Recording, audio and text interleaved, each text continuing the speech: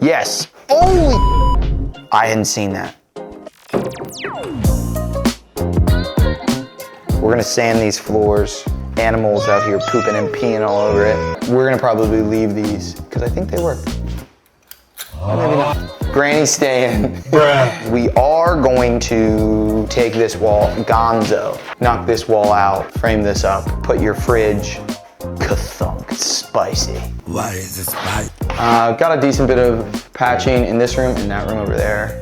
This is super disgusting. It'll be hard to go to studs and keep this in its current design, but if we take out the laundry chute, we can go tub, toilet, vanity, pocket door this sucker right here. Which one is the toilet? That's a great question. Both, actually. So I think this is the master. You get triple windows in this one, although I think you get triple windows in all of them. And I think you get the biggest closet. I think that one's bigger. Hold this.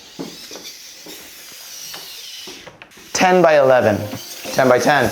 This one's smaller, 1 foot by a foot. I just had an idea. That looks a little sketchy. What's over there, a brain? Bruh. Holy okay, all right, that's just, oh.